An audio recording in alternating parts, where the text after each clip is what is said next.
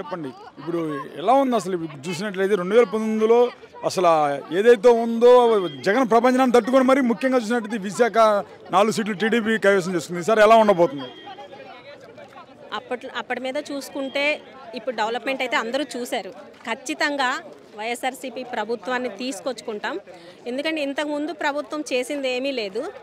Already social మీడియాలో మేము ప్రతిరోజు పోస్టులు పెడుతూనే ఉంటాం, లైవ్ ఇస్తూనే ఉంటాం. జరిగిన అభివృద్ధిని చూపిస్తాం.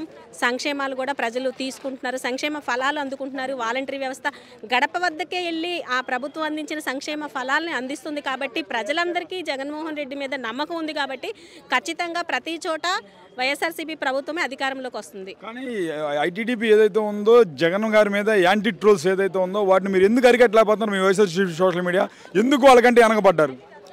మా విజయనగరం నుంచి అయితే మేము ఫాస్ట్గానే సోషల్ మీడియాలో ప్రతిదీ అవాస్తవాలు వాళ్ళు చూపిస్తున్నారు. మేము వాస్తవాన్ని చూపిస్తూనే ఉన్నాము. ఏపీ మొత్తం కూడా సోషల్ మీడియా టీం అయితే యాక్టివ్గానే ఉన్నాము.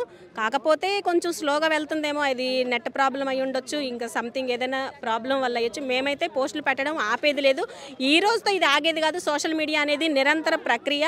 అది మాకు ఎవరో చెప్పి మీరు పోస్ట్ చేయండి అని మాత్రం చెప్పట్లేదు. వాళ్ళు మీరు అన్నారు కదా ఇందాక, తెలుగుదేశం వాళ్ళు ముందుకు వెళ్తున్నాయి అంటే వాళ్ళు డబ్బులు పెట్టి ప్రత్యేకంగా జాబులు ఇచ్చి పెట్టుకున్నారు కాబట్టి వాళ్ళు ఎక్కువ వెళ్తే, మేము ఇష్టపూర్వకంగా రూపాయి తీసుకోకుండా మేము అంటే సంతోషంతో చేస్తున్నాం. ఇది మా జగనన్న కోసం కష్టపడుతున్నాము. అందుకని తక్కువ మీకు వెళ్ళొచ్చు, కానీ మేము కూడా వాళ్ళతో పోటాపోటీగానే చేస్తున్నాం.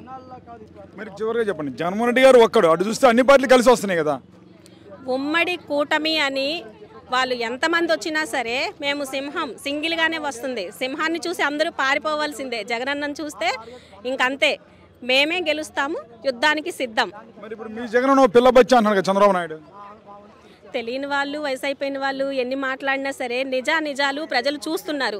ఇదివరకు ఎప్పుడో టీవీలో ఒక వార్తలు వస్తే చూసేవాళ్ళు. ఇప్పుడు అలా కాదు. ప్రతి ఒక్కరి చేతిలో ఫోన్ ఉంటుంది, సోషల్ మీడియా ఉంది, ప్రతి ఒక్కరికి అకౌంట్లు, ఒకటికి 2 అకౌంట్లు ఉన్నాయి. సో దాన్ని బట్టి చూస్తే ఏది నిజం ఏది అబద్ధం, వాళ్ళు చెప్పిన మాటలు అవాస్తవాలు నమ్మే పరిస్థితులు ప్రజలైతే లేరు. మేమందరం కూడా జగనన్న కోసం అడుగులు వేస్తూనే ఉంటాం, గెలిపించుకుంటాం.